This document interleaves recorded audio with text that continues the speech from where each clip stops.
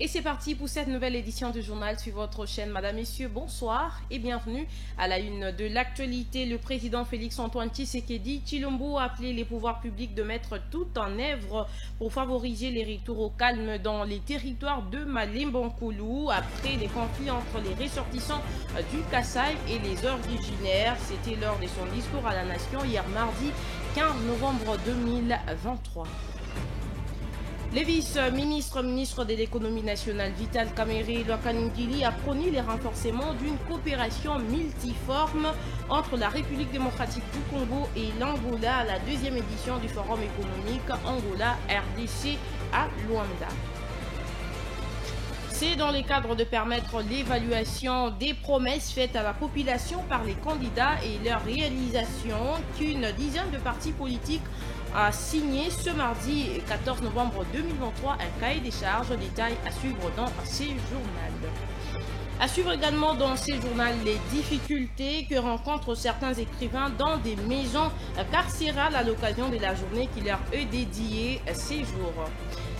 Et puis au Soudan, nous parlerons de l'entretien qu'a eu le chef du Conseil de souveraineté de transition au Soudan avec le président kenyan William Ruto tout à l'heure.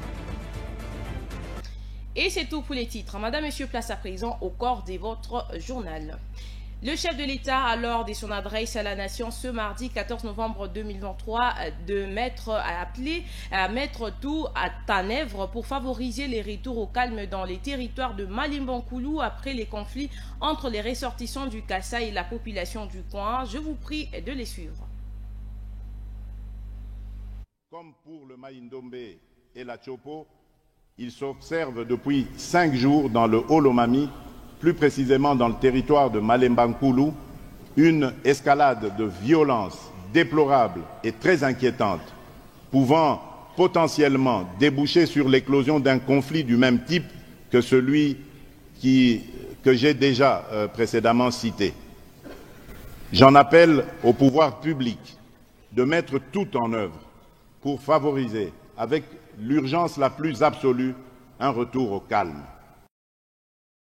Et toujours à la présidence, les chefs de l'État Félix-Antoine Tshisekedi et Tshilombo a présidé aujourd'hui mercredi 15 novembre 2023 la 10e et dernière conférence de gouverneurs de province de son quinquennat. Il s'agit d'une rencontre entre le président de la République et les gouverneurs qui a pour objectif de promouvoir la collaboration entre les provinces et les gouvernements centraux. Je vous invite à suivre l'extrait du mot d'ouverture du président de la République, Félix-Antoine Tshisekedi Tshilombo.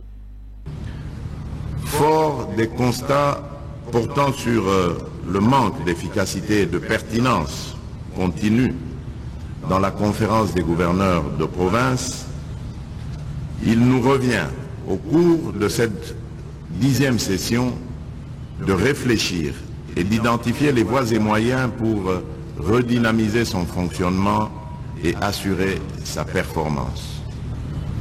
Les questions suivantes pourront orienter les réflexions des conférenciers, à savoir quelle appréciation peut-on faire du fonctionnement de l'institution conférence des gouverneurs de province, notamment dans ses perspectives d'avenir.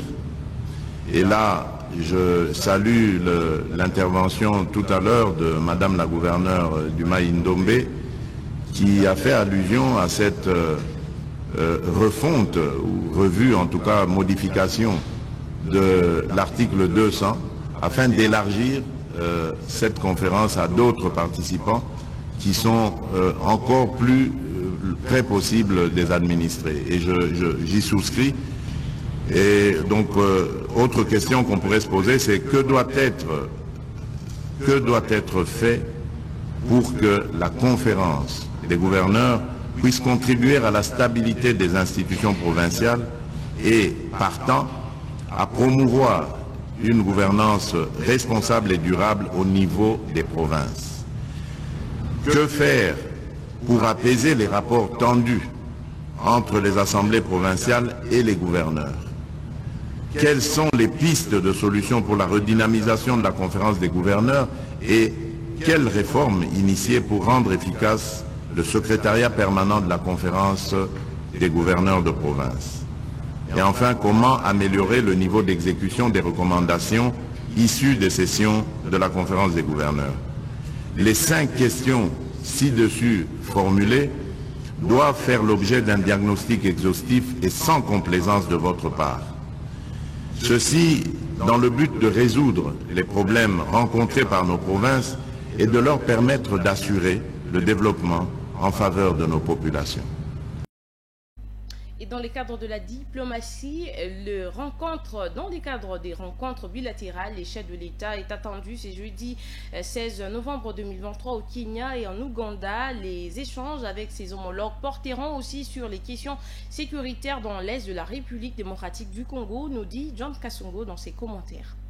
Le président congolais Félix-Antoine Tshisekedi Tshilombo est attendu ce jeudi à Entebbe en Ouganda et à Nairobi au Kenya pour des rencontres en tête-à-tête avec ses homologues ougandais Yoweri Museveni et Kenyan William Ruto. L'ordre du jour de ces échanges n'a pas été divulgué, mais les sources indiquent que les discussions porteront probablement sur les relations bilatérales, mettant l'accent sur les questions sécuritaires dans l'Est de la RDC. Il est à noter que l'armée ougandaise est actuellement engagée dans 2 opérations en RDC. D'une part, elle participe à une opération conjointe avec les forces armées de la RDC dans le territoire de Beni au nord Kivu pour combattre les combattants ADF. En août dernier, le président ougandais Yoweri Museveni avait tenu une réunion avec des hauts officiers des forces de défense du peuple ougandais, UPDF, et des FARDC pour évaluer les progrès de cette opération. D'autre part, l'UPDF est également engagé au sein de la force régionale de la communauté des États de l'Afrique de l'Est dans la lutte contre le M23. Cette force dirigée par le Kenya est critiquée par Kinshasa.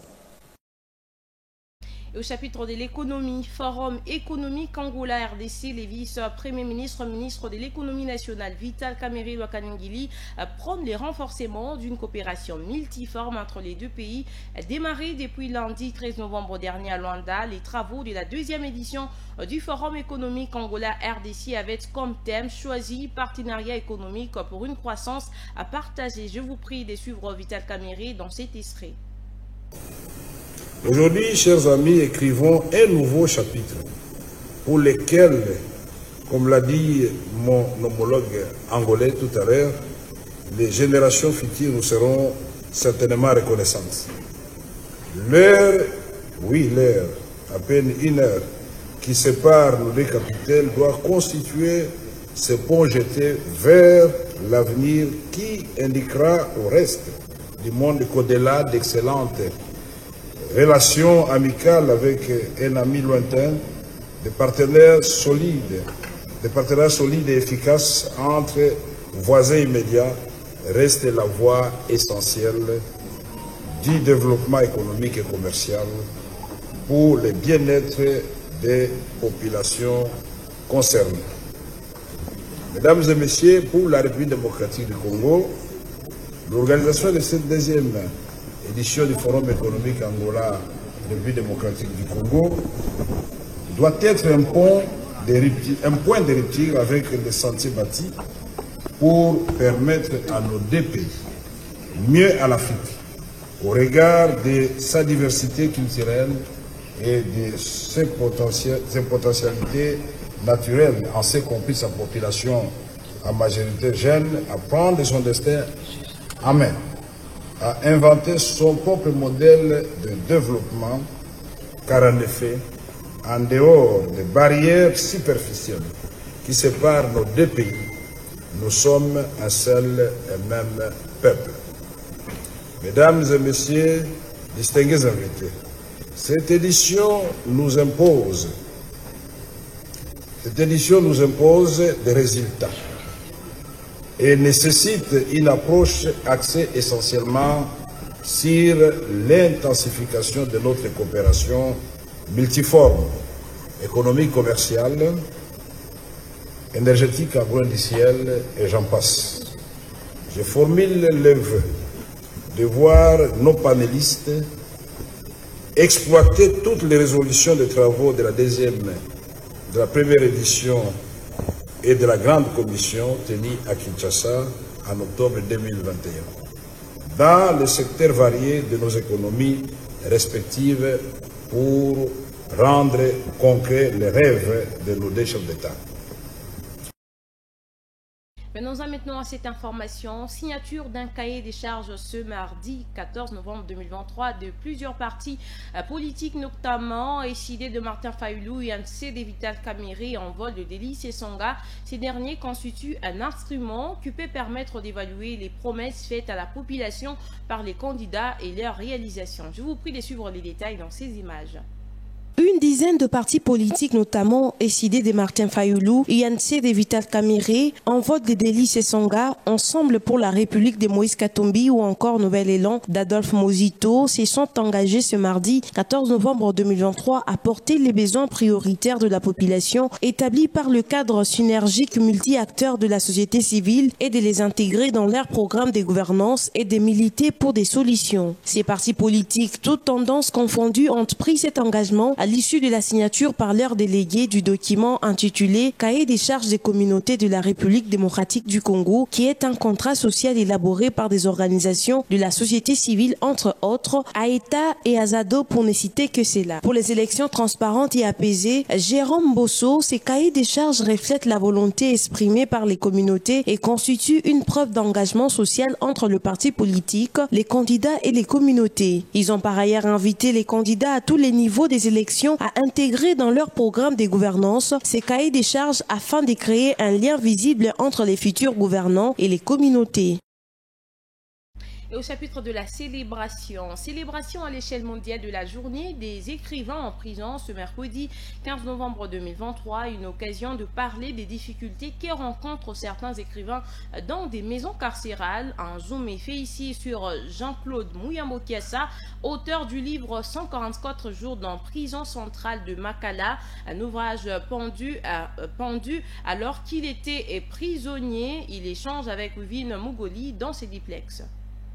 J'écrivais en tant qu'un homme libre, mais lorsque je suis arrivé en prison et vu l'expérience vécue, les conditions des prisonniers, je me suis dit quand même, il fallait que je puisse écrire un livre. Et effectivement, j'ai commencé à interroger un à un ce qu'ils voulaient. Mais ce qui m'a beaucoup plus intéressé, même des prisonniers que je ne voulais pas contacter, et ils se sont intéressés pour me dire non, nous voulons que vous puissiez écrire pour que la génération future puisse savoir comment la RD Congo fonctionne, comment nous vivons en prison, des calvaires que nous avons, et c'était très intéressant. Et c'est comme ça, à partir de mon expérience, de mon arrestation, j'ai écrit un ouvrage, 1444 jours à la prison centrale de Makala. Quelles sont les difficultés auxquelles vous étiez buté lors de la rédaction de cet ouvrage 144 jours à la prison centrale de Makala? Je n'avais pas de difficultés, c'était la volonté.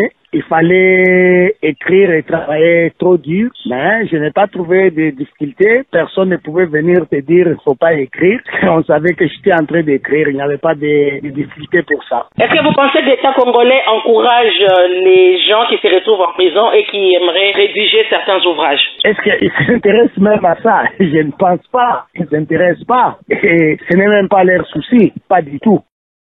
Et ici, en province, les projets du budget de la province du Haut-Katanga exercice 2024 a été adopté à l'unanimité par les élus du peuple lors de la séance plénière de ce mercredi 15 novembre 2023 sous la direction de l'honorable président Katebengoy Michel. Trésor Kazadi nous en parle.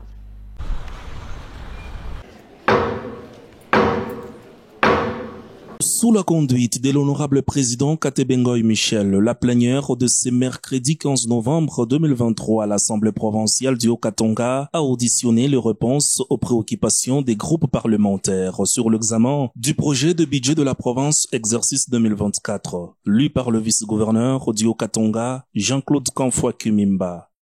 Honorable président de l'Assemblée provinciale du Haut-Katanga, honorable membre du bureau, honorables députés provinciaux, élus légitimes de la population katangaise, voici à présent les éléments de réponse présentés par groupe parlementaire.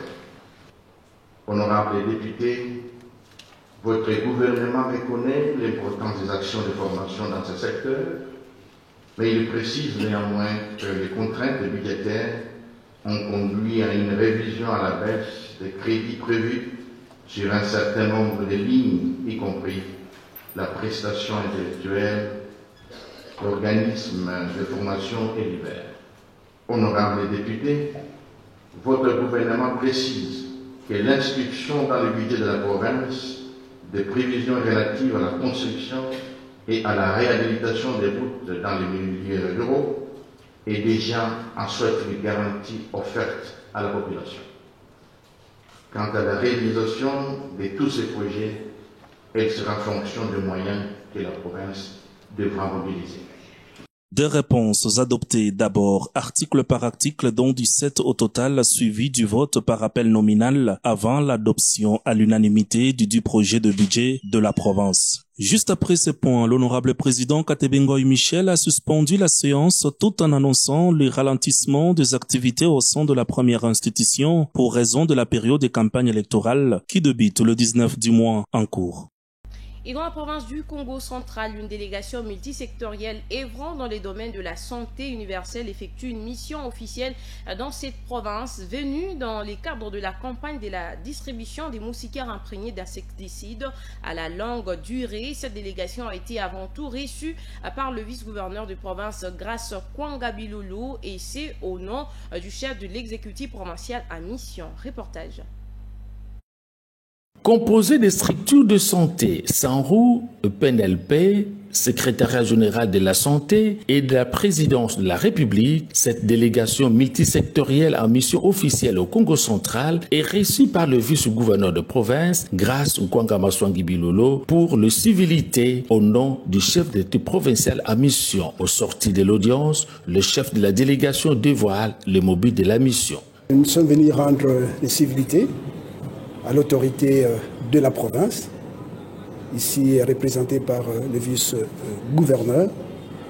C'est au fait, nous sommes une délégation mixte pour, disons, faire un plaidoyer pour la distribution des moustiquaires imprégnés d'insecticides à longue durée d'action, une campagne pour que les autorités, disons, de la province puissent s'approprier ces projets qui est au fait un projet du gouvernement. Parce que la malaria, ça tue. Ce que le gouvernement a pensé, je vais dire, la vision du chef de l'État pour que puisse un peu réduire les taux de morbidité, de mortalité en ce qui concerne la malaria, c'est un appel qui concerne tout le monde. Parce que quand on utilise les moustiquaires, c'est une façon d'éviter aussi que vous soyez piqués par les moustiques. Donc c'est aussi une prévention en fait. La campagne de la distribution gratuite de moustiquaires imprégnés d'insecticides à longue durée d'action entre dans le cadre de la couverture santé universelle, un programme du gouvernement de la République dont le Congo central est l'une des provinces bénéficiaires. Et c'est la fin de cette première partie. Madame, Messieurs, place à présent au journal des sports.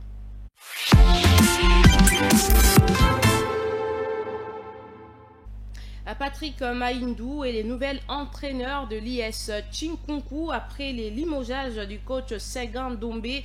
Les comités des Corbeaux Kanangué à GT sont dévolus sur Patrick Mahindou qui revient encore une fois après son premier passage chez le Noir et Blanc. Il a pris les commandes ce mercredi matin et a même dirigé sa première séance d'entraînement au terrain du Komaramba. Il a pour mission de maintenir l'équipe des Kananga en Ligue 1. Et puis, en Ligue 1 de la Lina Foot, les tout-puissants Mazembe a été accroché cet après-midi au stade TP Mazembe par les kamikazes des Simba de Kolwezi sur les scores d'un but partout. Ainsi, c'est par ces nuls que Mazembe entame la phase retour de la Ligue nationale de football. Et c'est tout pour cette deuxième partie. Madame, Messieurs, place à présent à la page internationale.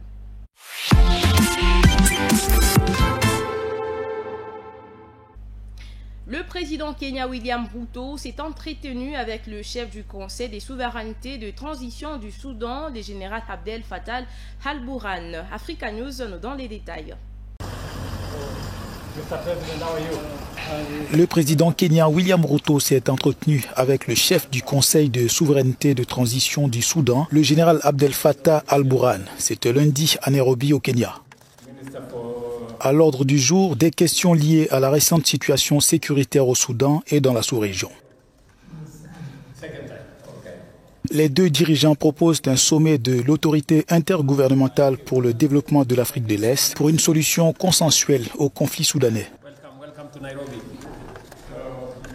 Un conflit qui oppose depuis près de 7 mois l'armée à un groupe paramilitaire avec d'importants dégâts humanitaires, ce qui suscite des craintes pour un retour à la guerre ethnique du Darfour d'il y a 20 ans.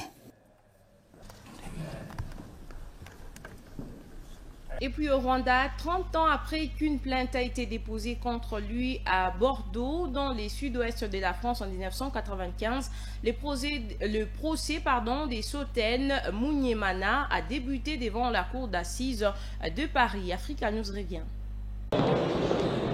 30 ans après qu'une plainte a été déposée contre lui à Bordeaux en France en 1995, le procès de Soten Munyemana a débuté devant la cour d'assises de Paris. Ce gynécologue rwandais de 68 ans est jugé pour génocide et crimes contre l'humanité, entre autres. Vous parliez de 70 témoins qui vont défiler à la barre. Je pense qu'à la sortie de tous ces témoignages et de tous ces témoins, je pense qu'il y a une vérité judiciaire qui va sortir et que justice va être faite. Mais se pose un problème de mémoire 3 décennies après les faits. La partie civile dénonce la léthargie supposée de la justice française sur ce dossier. Plus le temps passe, plus les témoins disparaissent, plus les mémoires s'effritent, donc ça va devenir de plus en plus compliqué. Et puis la justice française a pris un tel retard que ce retard ne se rattrapera jamais. C'est ça le drame pour les rescapés et leurs familles.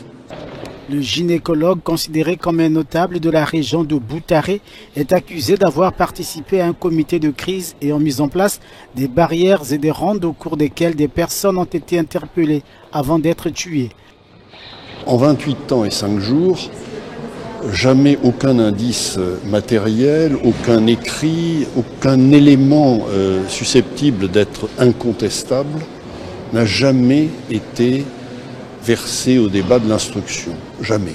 C'est le plus ancien dossier instruit en France au nom de la compétence universelle de la justice sur des faits liés au génocide rwandais qui a fait plus de 800 000 morts entre avril et juillet 1994, selon l'ONU. Et puis, une opération de l'armée israélienne en cours dans l'hôpital de Al-Shifa. Un très haut responsable de l'administration du Hamas affirme voir des chars et des commandos dans les complexes hospitaliers. Euronews nous en parle. L'armée israélienne a annoncé mener une opération ciblée et de précision contre le Hamas dans un secteur spécifique de l'hôpital Al-Shifa. Au 40e jour de la guerre, des chars sont entrés dans le complexe hospitalier. Des dizaines de soldats et de commandos ont débarqué aux urgences et à la réception, affirment des témoins, alors que 10 000 Palestiniens, personnel médical, patients et déplacés se trouvent sur site. Un site considéré comme militairement stratégique par Israël et les États-Unis. I can confirm for you that we have information that Hamas and the Palestinian Islamic Jihad use some hospitals in the Gaza Strip, including Al-Shifa, and tunnels underneath them to conceal and to support their military operations and to hold hostages. Dans la journée, le ministère de la Santé du Hamas avait appelé un cessez-le-feu pour évacuer des douzaines de bébés prématurés qui n'avaient pas de couveuse en état de marche. Après plusieurs jours de frappes aériennes autour de l'hôpital, l'électricité est toujours coupée. Le directeur de l'hôpital a aussi expliqué que les corps de 179 personnes avaient dû être enterrés dans une fosse commune. La situation dans les autres hôpitaux de Gaza est également désastreuse, l'ONU indiquant que 22 des 36 hôpitaux ne fonctionnent pas en raison des pannes de générateurs, des dommages et des combats. Les 14 hôpitaux qui restent ouverts ont à peine assez de matériel pour assurer les opérations chirurgicales.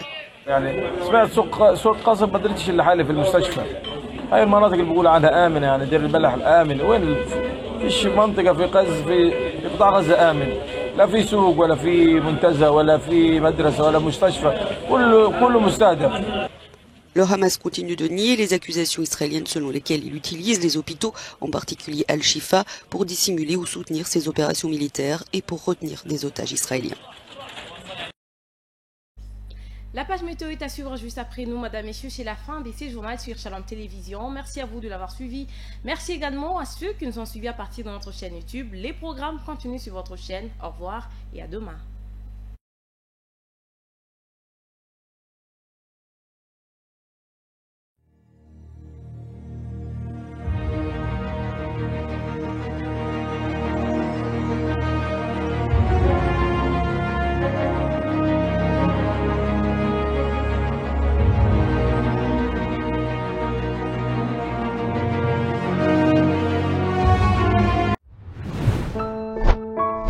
Abonnez-vous massivement sur notre chaîne YouTube Shalom Radio Télévision.